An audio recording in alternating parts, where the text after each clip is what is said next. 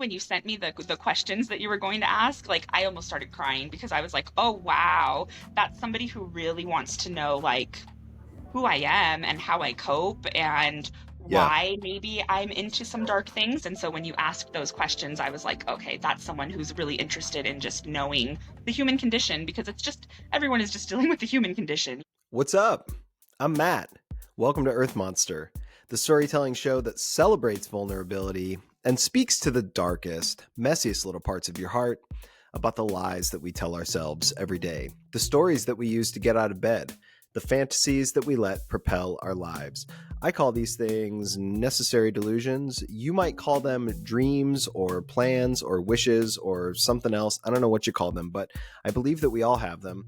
And I'm really interested in talking about the biggest stories that have helped to shape or misshape the path that we have taken. So if you are the kind of Earth monster who probably needs therapy, but would rather listen to a podcast, then subscribe because you have found your people.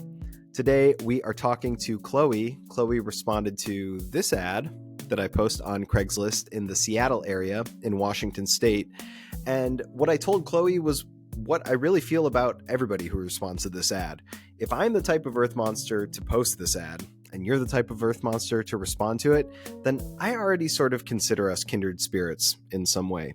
Kloee shares a very personal story in today's episode, sort of the dichotomy between the light and darkness in her life, the way she's received it, and the way that she's emulated it for herself. So maybe I should always put a trigger warning right here, but we do talk about some sensitive adult subject matter. And if you find yourself being sort of triggered by that kind of conversation, then I would say maybe steer clear of this episode. But I took a lot of value out of what Kloee said, and I think that you will too. So without further ado, let's go now to my conversation with Kloee.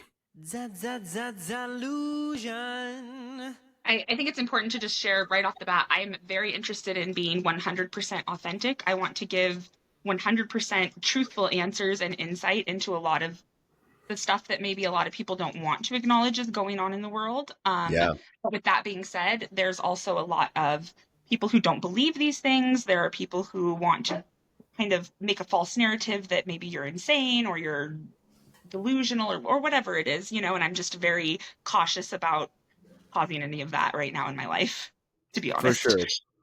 Well, then I should just say the show is really all about our delusions. Good, good. I I love that.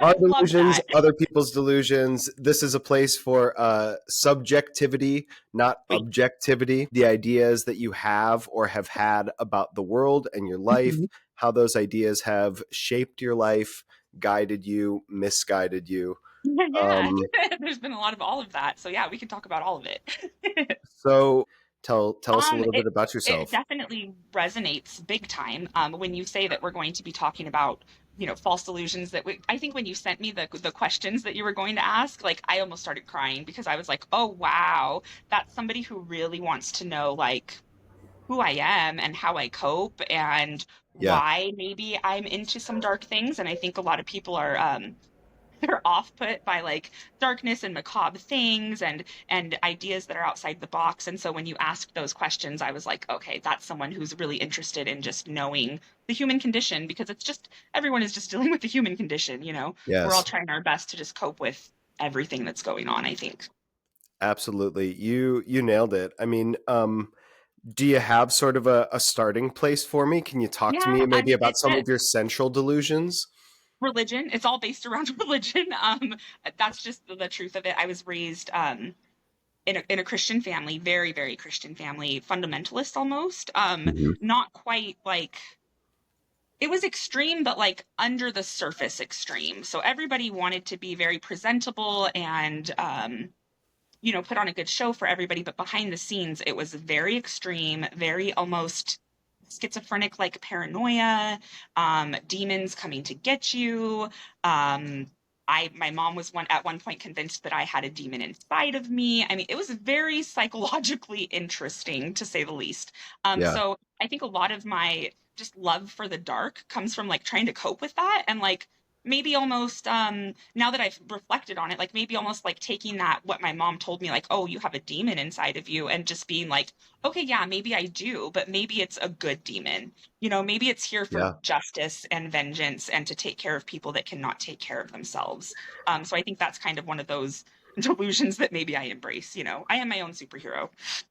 Absolutely. You just reminded me of this term. Um, I can't remember the guy's name, but he talked about a familiar type of torture, us Mhm. being attracted to a familiar type of Yeah, torture. Um, I just said that so the other day. Yeah.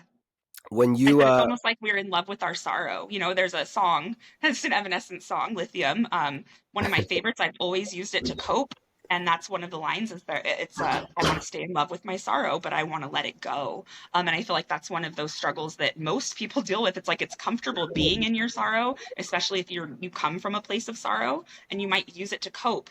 But staying in that can be super detrimental to you if you're not choosing to step out of it and move forward. Absolutely. I'll just start us off with an overshare then. Yeah. Yeah, I think that I was really kind of looking at some of my own patterns and behavior and was really sort of shocked and disappointed to find Yeah. out that I had become kind of addicted to this horrible, anxious Yeah. feeling. Hmm. And realizing that was like the biggest eye opener. And Yeah. also, they say that, what's it called? Like, acknowledging something is like the first step to like getting rid of it. But it 100%. Yep. really helped me let go in those moments because I Yeah. was able to put my finger on it and go, oh, That's what this I'm isn't doing for and I don't you. want to. Yeah. Yep. I can relate So to that 100%. Yeah. when you say religion was in your house like that, was this from the time that you were like born? I mean, were you Yeah. I mean, I don't have any memories of not being in the church and my whole my birth story is kind of a delusion.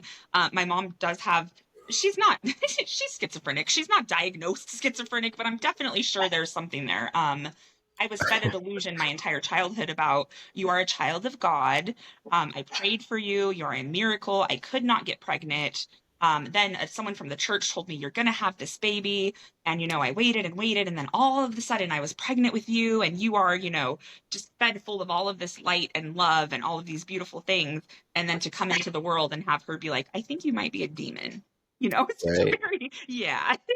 Conflicting stories. Yeah, yeah. She really lifted you up and Mhm. then like Just told you to that the worst thing could have happened to you, right? Yeah, yeah, yeah. It's a now that I look back on it, I'm like, that's almost like a manipulation tactic as well to just kind of keep you in psychological torture, really. So Chloe, how do you grow with those sort of balancing those two ideas about yourself? I embrace both. I think for a long time I struggled, especially in high school. I dabbled a little bit in the dark arts, I guess. And I don't even know. I've always believed like whatever you believe, you give power to. Whatever you choose to embrace, you kind of build your own energy around it. And so I think because of the place I was at in my life when I was a teenager, I was angry. My parents were gone on the streets all the time. I didn't have anyone there. And so I really just thought, why am I trying anymore? What is there to try for? I don't have anybody to make proud. I don't have any family. And so I didn't make a deal with the devil, but I kind of just said in my own head, like, well, I don't see very much good in the world and I do see a lot of bad. So maybe I should just try to like give in to some of the bad. It was almost a deal with myself, really. Um, and horrible. How old were you, do you think, when I you said was that? 14 or 15. Mm-hmm. And looking back, like there's a noticeable change in my life after I accepted that within myself. Tell me about Bad it. stuff started happening. I started embracing really bad things, bad people, and it Like was what? definitely a conscious choice. Give me a couple of behaviors maybe that Um, came up at that self-harm, time. self-harm, a lot of self-harm increased. Yeah. To the point of enjoyment. It was not because I was in pain. It was almost exhilarating to be a part of because it made me feel alive. I was so detached and disconnected from my own physical body that like that was the only thing that was like, hey, you're still here. You're a person. Um, then I remember specifically one incident where I've always been such a kind person. I've always thought like, well, what is that person going through? I don't want to impact their day. And so someone had broken down on the side of the road, and I was passing by and I saw a car just stranded. Instead of thinking like, oh, we're close by, we can help them. I convinced every one of my friends that we needed to break out all of the windows. Just chaos ensued because of me, because I was in a bad mood, and I just wanted to create chaos. And it was actually really a good experience because we lived out in the middle of the country, and probably an hour later we were all at the house all alone, all of us kids, because we were trailer Hmm. park kids, and the parents, we never I don't even know where our parents were, to be honest. Yeah. And Somebody knocked at the door, and I opened it, and it was the owner of that vehicle, and it was two women, and they were heartbroken, and they were like, "Did you guys see anything? Do you know You what happened?" And I had to lie right to her face and tell her, "Oh no, I didn't see anything, and I never have felt worse in my life." That's probably one of the worst experiences I've ever been a part of, just knowing that I contributed to her just having a really hard time getting it back together. Well, unpack it for me a little bit then, at least Yeah. if we're going to land on such a moment. So you guys destroyed the car, it sounds like. I mean, we smashed the windows out. It wasn't like, yeah, it set her back. It set her back. Yeah. For a while, I'm sure she probably had to stay in town and get new windows. Maybe we did something to the tires. I don't even really remember. It Yeah. was more just, for me, it was a feeling of just being able to incite my friends to do that, I think, and Yeah. feeling powerful. Like, I'm angry and I can make all of you be angry with me, and that's not something I want to be a part of ever. Kloee, I'm curious. I mean, you're talking about this so many years later. You're still Mhm. talking about that experience. I have my own experiences. Yeah. You know, maybe not busting up a car, but other, Just anything. Yeah, other anything. It can be things, anything. Yeah. memories that haunt me, right? Yeah. And so, and I can use those memories to beat myself up. We don't do that. Nope. Uh, so I wonder how the memory of that, did you feel bad about it right away? Have you been feeling bad Mhm. about it since you did it? How does Well, that even stick with you? that's a great question. Honestly, it probably fuels a lot of my desire to just be a really good person for no reason. Yeah. Um, People are constantly questioning my motives, questioning what I want from them, questioning why I'm doing things for them. And I don't have any motive. I just want to make everybody's life a little bit easier.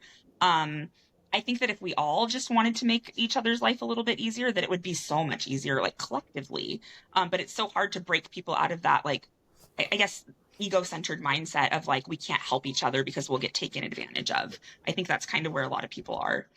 What kind of good deeds do you do? What kind of things are you helping people with where they go, they're questioning your motives in particular? I worked at a hotel. I managed a hotel in Port Orchard, which is over in the Seattle area. It was during COVID. We had a lot of homeless people staying there. Um, and I had experienced homelessness on the level that I had seen it in town sometimes, but never really up close. Sure. And so while I was working there, I realized that a lot of the homeless people that were staying in the hotel were just normal, struggling people. A lot of them had lost their jobs because of COVID. There was one couple that was in there, and they were literally just looking for another house, and they ended up being there for over a year because the contracts never came through. That there Wow. was always a different showing. Like, there was always some problem. But they're Hmm. all humans. And so I guess maybe I'm too nice of a person, and I did end up stressing myself out eventually. But like, I was collecting resources for them. I was calling organizations and getting nights covered for free because I couldn't stand the thought of them being in the cold all night. I mean, I really do the most sometimes, but it makes me feel better. It makes me feel like I'm making a difference, and it really doesn't take that much away from me to make like an extra phone call at the beginning of my shift or something, just to Hmm. kind of make me feel like less of a crappy person, I guess. Are you that nice to yourself these days?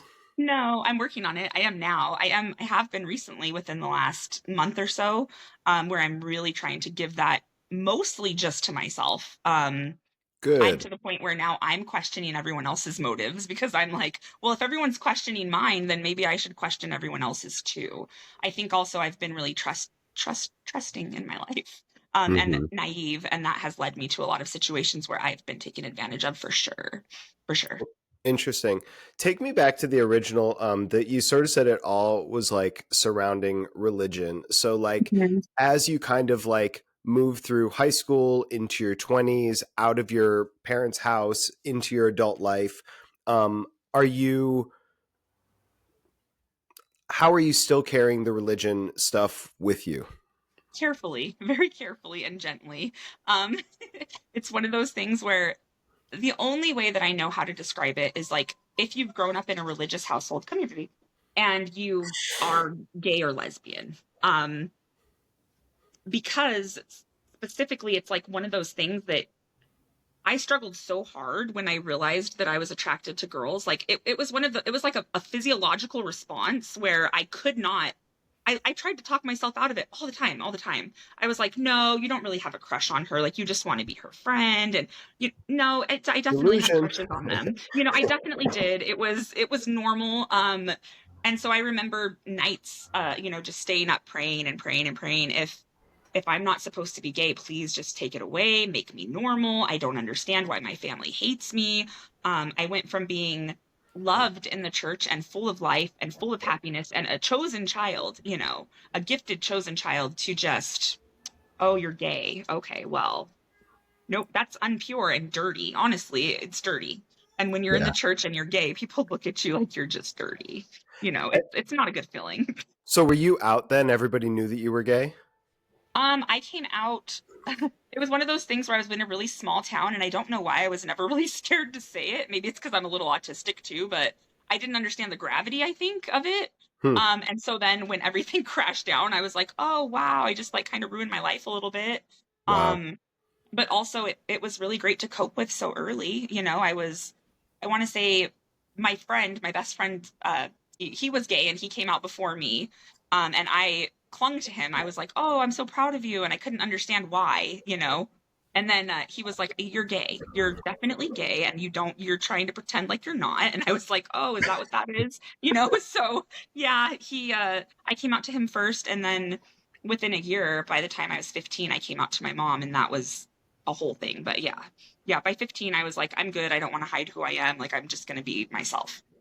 Yeah. So Kloee, take me like 10 years into the future then, right? So like from where we've got like kind of a good snapshot of you, I feel like Yeah. at like 15, 16, like in those high school years, right?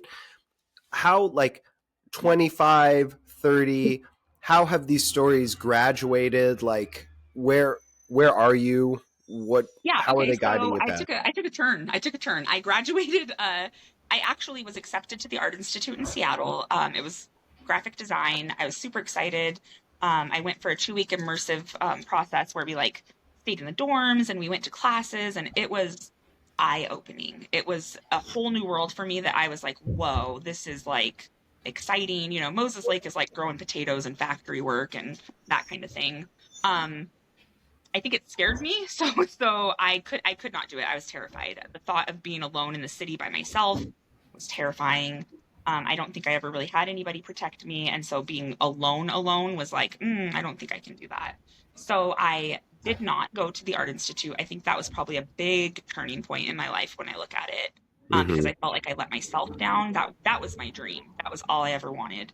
I spent the last 3 years of my high school just doing coding, graphics, web design, like all of it, all electives. Yeah. Um, and so I think once I let go of that, I didn't really have much of anything to live for anymore. I kind of based my life on building a family. That was my priority.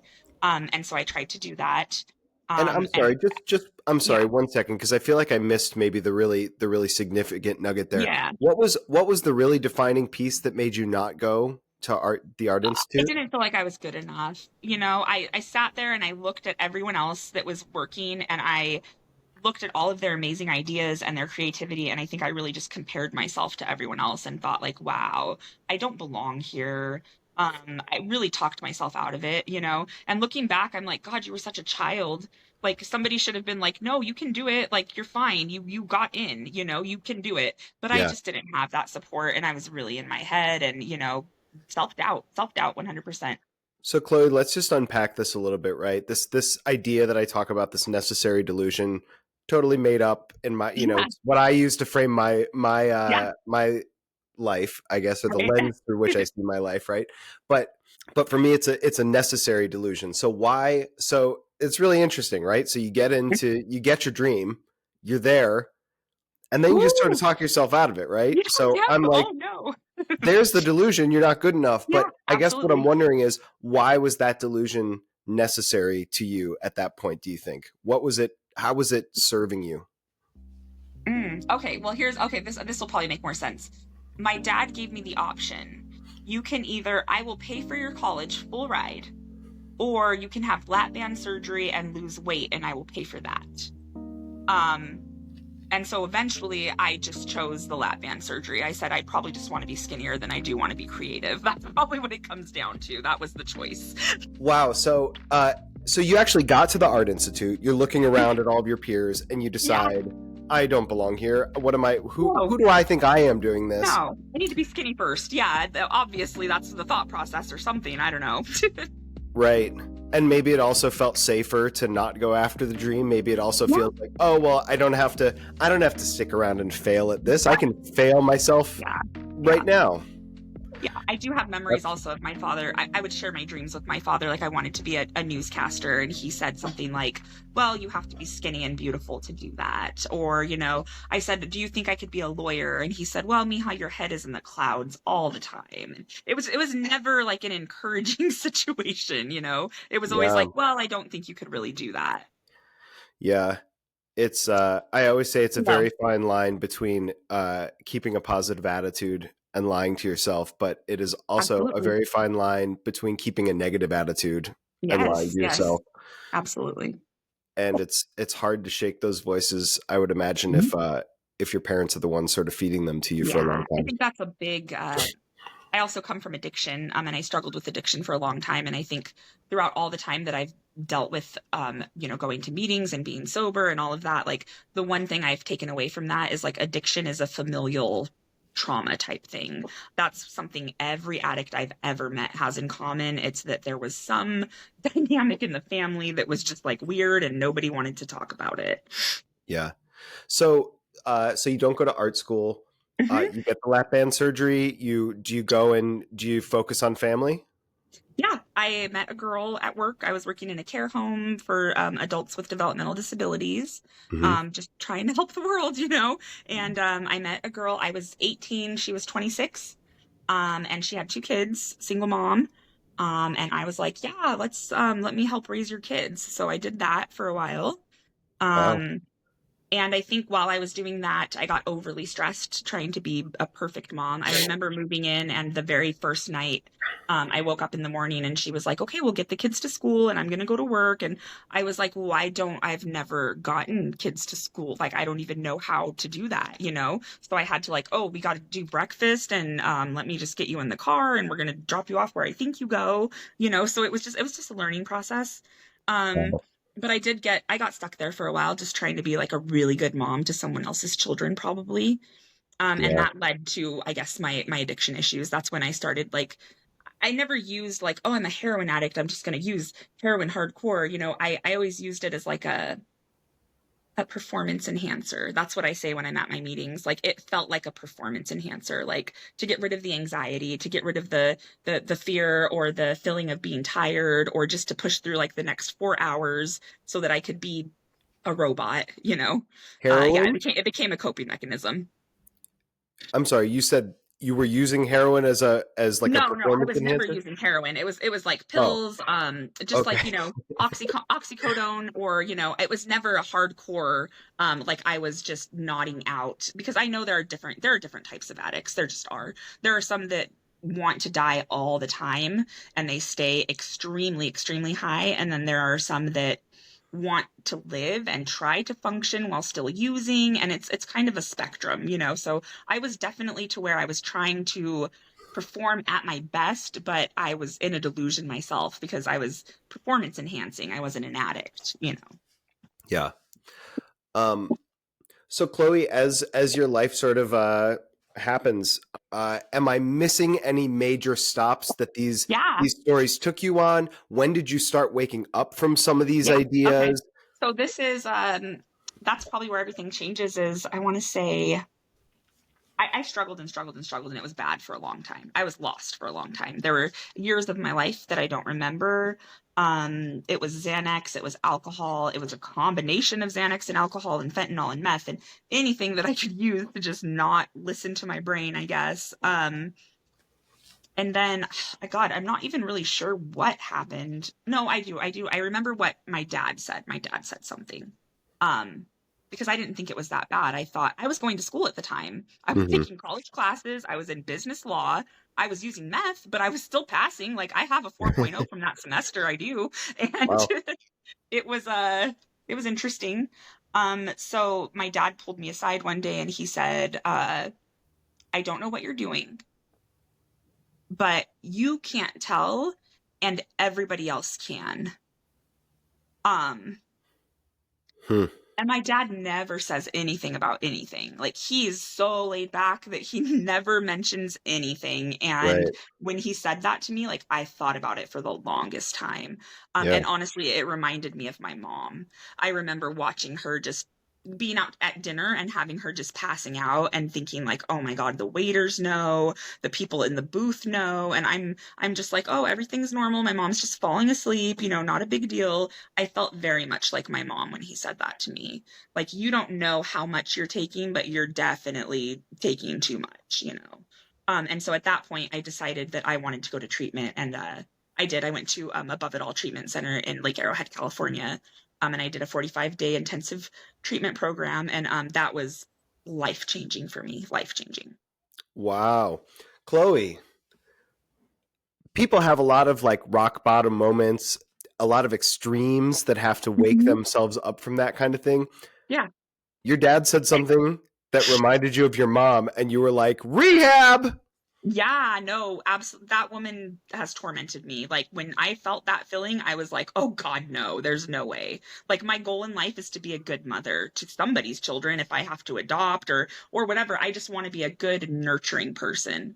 And so when he said that, I was like, absolutely not. We're going to treatment, we're figuring out our trauma, we're doing whatever we have to do to not repeat that cycle.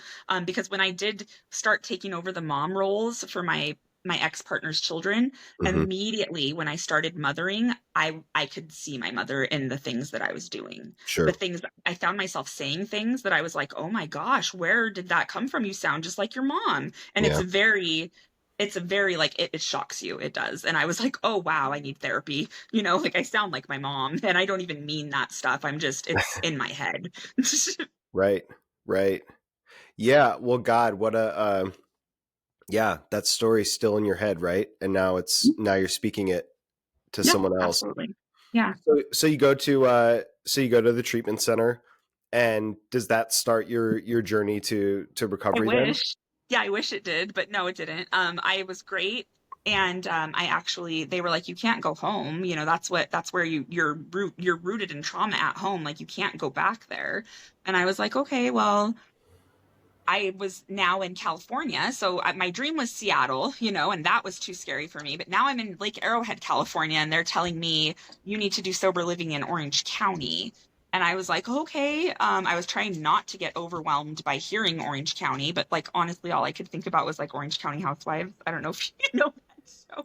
It's And like the you Real want Housewives of Orange County. It's like kind of reality. And like that was all I could think about when they said that. I was thinking like I come from a small farm town and you guys are putting me in Orange County and oh, I like see. so big, so many housewives, so many rich people. Like, I don't know So if I many can do. housewives. No, yeah, like literally, that's where my brain was going. Like, there's too many housewives, there's trophy wives. I can't do that. Like, I'm not that person. So, Did you yeah, go it was there? overwhelming. Huh? Did you go?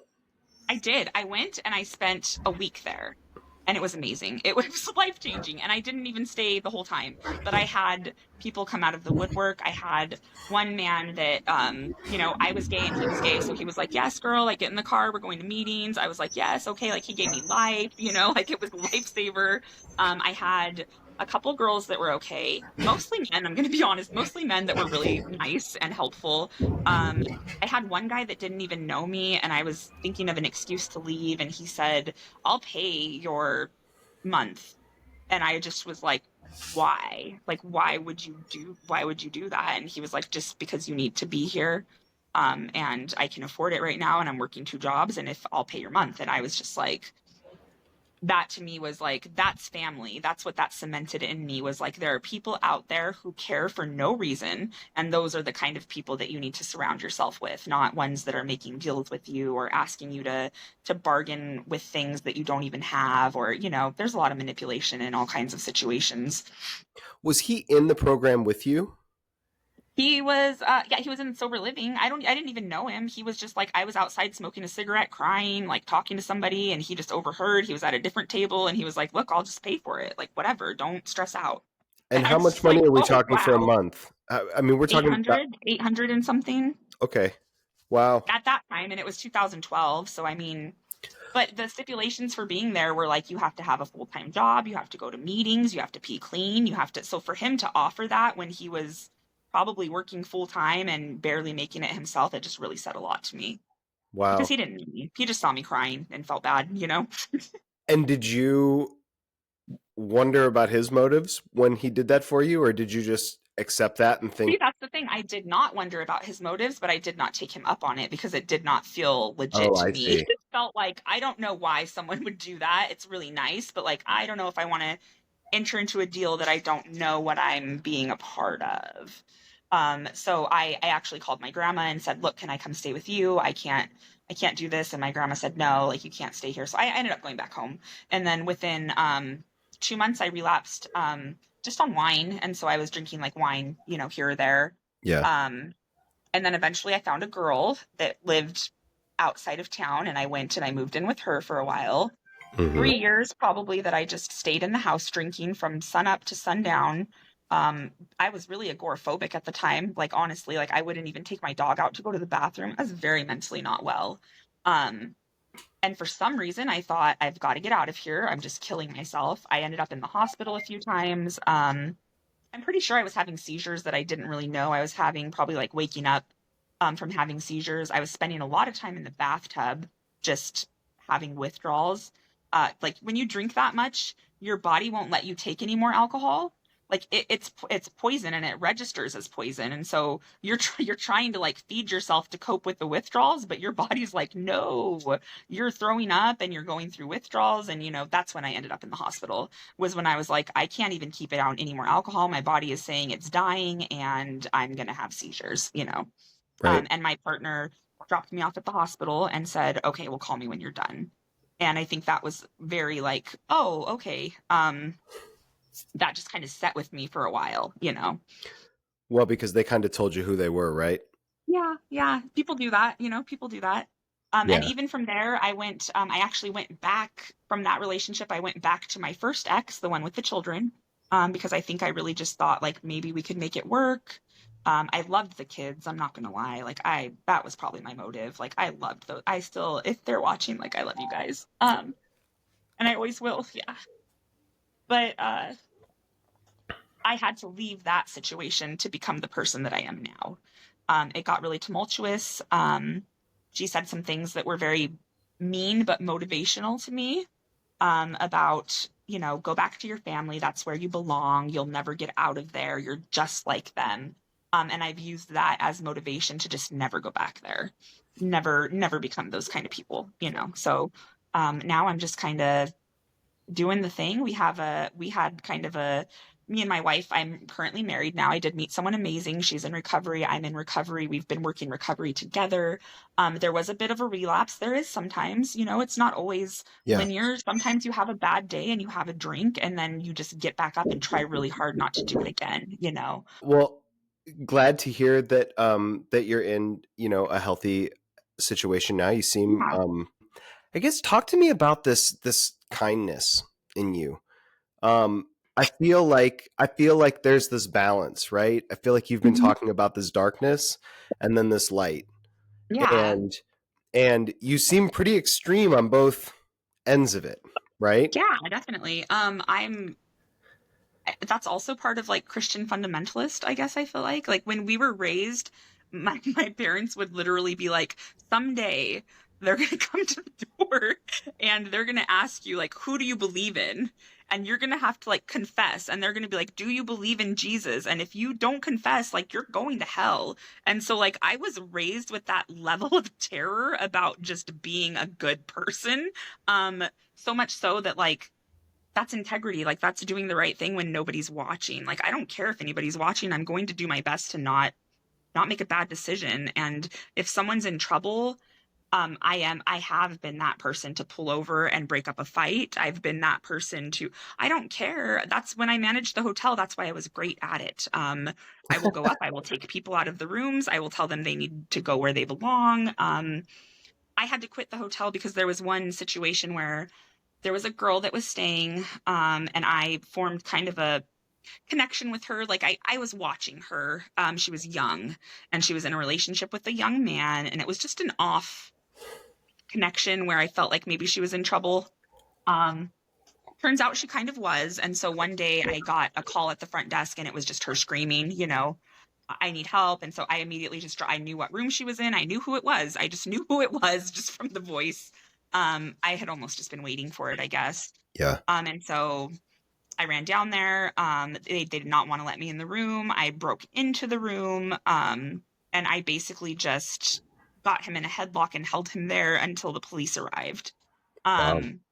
I kept asking my manager for the taser. I don't know why I wanted the taser or the baton, but that's what I was asking for. And she was like, no, you're good. You don't need a taser or a baton. You have him subdued. And I was like, okay, cool. Then I'll just trust you. You're my boss. Thank God, I don't want to use excessive force, but I'm not opposed to it if somebody's physically in danger. I think Yeah. people are really surprised when a woman is like that. Like, when a man is like that, it's like, oh yeah, you're a protector, you fight for what you believe in. But like when it's a woman, they're like, oh well, you're unhinged and a little insane, Maybe You I know what? am. I'll tell you, man or woman, I hear people inserting themselves into other people's lives and situations sometimes, and I'm like, be careful. Yeah, absolutely. Absolutely. But it's sometimes like if I see a woman and she's going to be murdered, I'm not going to stand there and let her be murdered. If it's me or her, it will be me. That's just how it is. I'm not going to stand. I've seen videos where bystanders are just watching, or people are burning in a car and people are just videotaping, and I'm like, what in the world? Nobody is risking their life to save people. Is that not what EMTs do? Like, is that not what firefighters do? You run in the burning house to try to save somebody. And I think a lot of people are just like, oh, that's not my problem right now. So I'm just going to videotape it and post it later for views. I mean, it sounds interesting. Talk to Thank me you. about your self-care. I'm working on it. I think honestly I didn't do self-care for a really, really long time. A really long time. And now I've had a complete 360 personality shift, because I think I just woke up and I was like, you know what? I'm tired of being small. I'm tired of being quiet. I'm tired of being polite. And so I've really just been like, if I'm loud and I make you uncomfortable and you don't like my personality, then maybe you should step outside of the room. And I should not dull myself down. Or I'm an artist. Like, when it comes down to it, I'm a creative person, and we think differently and we have different abstract thoughts, and like, I shouldn't have to dull myself down for other people. So that to me is a big part of self-care, is just allowing myself to freely be who I am without like condemning myself for anything. I think a lot of my time has been spent just like, why do you think that way? Why are you different than everyone else? Why can't you figure out how to put that together like normal people can? Or, I'm sure I have some neurodivergence as well, and that's probably why I do so good with kids on the spectrum. But it's just a different way of thinking. You're like an antenna. Your senses are heightened for sure. Heightened. So I'm interested though, because in my experience, I feel like a lot of that negative self-talk is sort Hmm. of can be uncontrollable. So when I say like Yeah. the self-care and you're like, well, Oh, like actual I like, just let myself be kind of who I am. Does that mean yeah. that when those voices come on, you're like, shut up? Like, No, no, yeah, absolutely. It's self-talk. Yeah, okay, if that's what you're looking for, yeah, it's self-talk. It's arguing with myself almost all day. Almost all day. And it would probably sound crazy to a lot of people, but it's just redirecting your thoughts. I've tried to explain that to my partner, because she's in a place where she's not as progressed as I have, like as far as like dealing with emotions and communication. And so I have to explain to her sometimes, feeling like a good person or believing that you're worthy is not actually feeling worthy. It's just when you have a thought that pops up that says, wow, you're really stupid, you say, no, I'm not. No, I'm not stupid. I'm worthy of love and I'm not going to accept that. And yeah, that thought's going to come up probably 50 more times during the day. And you're going to say, nope, not today. We are not doing that today. We are worthy today. It's a constant battle. It just really is, learning. And I've tried telling her as well that it'll get easier. The more you do it, the easier it gets. And then before you know it, you're not even thinking like, oh, I'm not unworthy. I'm so not worth it. It's really just training your brain to be more positive, to look at the brighter side, to kind of not be stuck in your sorrow like we were talking about earlier. Yeah. I could not agree anymore. Yeah, I think it's rewriting your story, rewriting the story Yeah. you're telling yourself, Yeah. replacing the old delusions with new ones. Yeah. I love myself. Definitely went I'm from completely victim status to like survivor status. I think that would be the main difference. yeah. Let's talk some like creature comforts. Talk to Yeah. me. Pitch me like you're on Shark Tank for an item, a product. It could be an old blanket. I don't care what it is. What is a Oh, creature comfort for you? I just did this yesterday actually because it was like I was applying for a marketing thing or whatever, and it said like uh the scenario was like you have a T-shirt, it's out of stock, and you need to make people buy more of this T-shirt. That's literally all they gave me. So I'll just use that shirt because that was my favorite shirt, and it's a friend of mine. During this whole situation, it wasn't even my friend; it was a friend of one of my friends that had left behind a shirt. And so it gave me comfort, and I put it on, and I just took it with me. And I've had it ever since. So definitely that shirt would be a creature comfort. I'm gonna grab it real quick. Oh, please. Um, it's like the All Real Monsters. It's just like a Oh yeah, cartoon shirt. Yeah, it has like the tie-dye vibe. Like it's a very, very just like 90s kind of grunge vibe, like just very skater nostalgic. girl, like yeah, Hmm. that's the vibe. That's the total vibe. So I And like that for sure. yeah, comfy shirt, nostalgic shirt. A Did pair you of like? boots, maybe Did a you like our real? cardigan. Did you like our real Yeah. monsters? Oh yeah, yeah, all the cartoons, All Yeah. Real Monsters, Doug. Like that was the pitch, for the marketing pitch. I just made it like about cartoons and cartoon T-shirts and 90s nostalgia. It's So a niche. So let's be obnoxious and unpack the feeling when Okay. you're wearing this shirt. Is it comfort? I mean, tell me about the experience of wearing the shirt. It's childlike. It's very childlike. It's like embracing the wonder in the world. The show gave me a feeling of like I was the monster.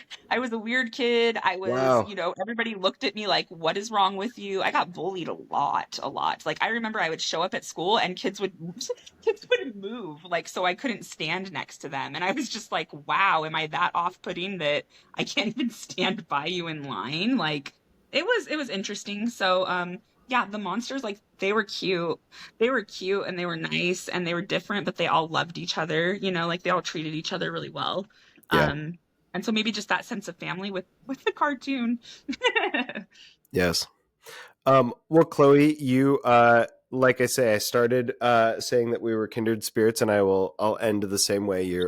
Absolutely. You're certainly an earth monster. I Um, tried. yeah, When I heard and the name, I cried. I cried when I heard the name because I thought like that's brilliant. oh, thank you. Yeah, Kloee, do I have your permission to share this conversation, this Yeah, video on yeah, absolutely. the different podcasting platforms, YouTube, social platforms, Wherever etc.? you want. Yep, Um, absolutely. Yeah, Kloee, absolutely. thank you so much again. It was good to talk to you. So, how'd you do? Did you find a little piece of yourself in there? No? I don't think you were looking hard enough. How do you forgive yourself for the things that you have done just to survive? Or the things that you did because you believed you had to survive? You see what I mean by delusions? What if your story isn't about redemption? What if it's about learning to live inside your own contradictions? I want to thank Kloee for her story today, for understanding the assignment and coming on and bearing it all. Because I believe this is true for a lot of us. My biggest superpower is my Achilles heel. It's the same. It is the dark and the light. We're all monsters, so have some empathy. So figure out what kind of earth monster you want to be. Get an idea and hang on to it tight like a dog with a bone. Think it, feed it, do it. And don't forget to subscribe to the show because you found your people. We will be back next week with more epic everyday stories of success and redemption. You'll see me next time.